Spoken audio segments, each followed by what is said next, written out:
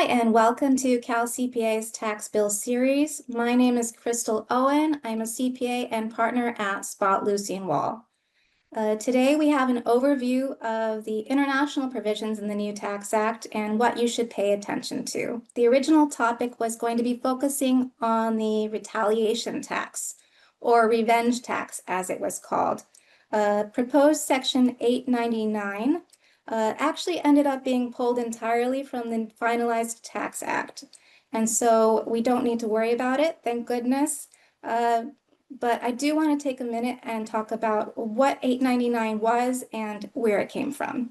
So this provision was actually in the works before the current administration and was meant as a way for U.S. Taxing authorities to balance the scales in what they felt was unfair taxation of their multinational corporations. Recent tax regimes in foreign countries, such as Pillar 2, corporate minimum taxes, digital service taxes, from the U.S. perspective, were unfairly taxing its multinationals. What's interesting is the unfair taxes in these foreign countries only apply to very large corporations, whereas the proposed 899 would have affected really any size foreign business or investor just for being from one of the countries that was assessing the unfair taxes. So the result of 899, if it were to come into place, would have been that certain foreign business and investors would be taxed on their business and investment income, such as dividends, interest, and royalties, up to rates of 50%. So glad that U.S. and multinational policymakers were able to communicate on this and come to an agreement not to include 899. And that brings us to what we are going to be talking about. What did make it into the final tax bill? So the major changes were to GILTI, foreign tax credit with respect to GILTI, some CSC rules, and miscellaneous changes. So starting off with GILTI, what happened with GILTI? GILTI is no more. By definition, GILTI is a formula, and GILTI, Global Intangible Low-Taxed Income, equals net CFC tested income minus deemed tangible income return. And what's been taken out of this calculation is the deemed tangible income return, where you had to dig up your fixed assets, calculate Q-by, and determine what your GILTI income was. Now, it's much simpler. All you need to focus on is your net CFC tested income. And this is in effect for years after December 31, 2025. So nothing to worry about this filing season, but something to start thinking about for updating your work papers. Another change that happened with respect to GILTI, because deemed tangible income return has been removed, there have been some changes to the FDII calculation. The FDII deduction and GILTI deduction under 250 have been made permanent, and the rate for these deductions has been reduced. Currently, FDII deduction of 33 1/3, down from 37 1/2, and GILTI now set at 40%, down from 50%. These rates were set to be even lower without the current tax law change as a matter of the scheduled progression. So this is actually better than it was scheduled to be, but there is a lower deduction than currently. What does this mean for the overall taxation of GILTI, which is currently taxed at rates of 10.5%? So GILTI, 10.5% comes about by a 21% corporate tax rate, less our 50% GILTI deduction. Now what we have is a 12.6 tax rate. This is based on the 21% corporate tax rate, less our 40% GILTI deduction. Other changes that happened to the FDII deduction under 250, we no longer allocate deductions. Only directly related expenses would reduce FDDEI, and there are also some changes to the FDII calculation where we're excluding passive income and certain other types of income.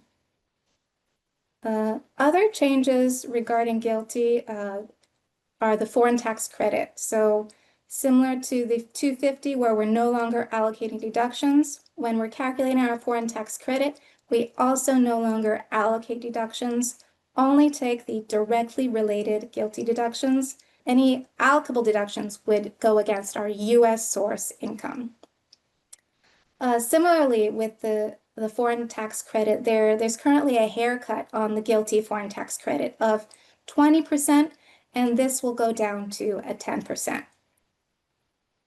Other changes in the CFC rules relating to downward attribution. Downward attribution has been changed. It's not gone. Section 958B4 is back, so you might think that downward attribution is gone. It's simply been recodified into Section 951 Cap B. We've got some new definitions, some new acronyms to look at. FCFC and FCUS. These stand for Foreign Controlled Foreign Corporation and Foreign Controlled U.S. Shareholder. Overall, this is actually a simplification of the downward attribution rules and will only apply in situations where ownership is greater than 50%. And so really curious to see what instructions come out in the 5471 and any regulations. But overall, it is a simplification and it seems to be a positive change. Other miscellaneous changes include a change to the pro-rata rules. Now, Subpart F and GILTI on a CFC are assessable if you owned the CFC at any time during the tax year, not on the last day. 956 is still only if you had it on the last day of the CFC year. The look-through rules on tiered CFCs have been made permanent, and the tax year for specified foreign corporations no longer get a 1-month deferral of tax year. They must use the majority U.S. shareholder year beginning after this November. Other changes include BEAT. BEAT has permanently increased the rate from 10% to 10.5%. It was scheduled to go to 12.5%, now permanently set at 10.5%. This last one, excise tax on remittance transfers, something that more of us were concerned about. We thought it was going to be a bigger deal than it really is, but what it affects is it's a 1% excise tax on certain remittances, so transfers of cash abroad. Cash, cash equivalents, money orders, think MoneyGram. Whereas all electronic transfers, credit and debit transactions are excluded from this. It's really only actual cash and cash-related transfers that are being sent abroad, subject to this 1% excise tax.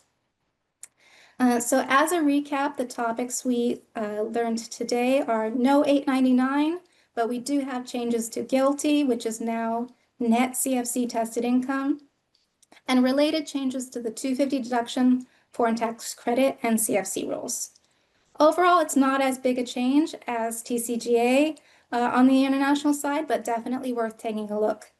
Thank you, and please stay tuned for more episodes in the series.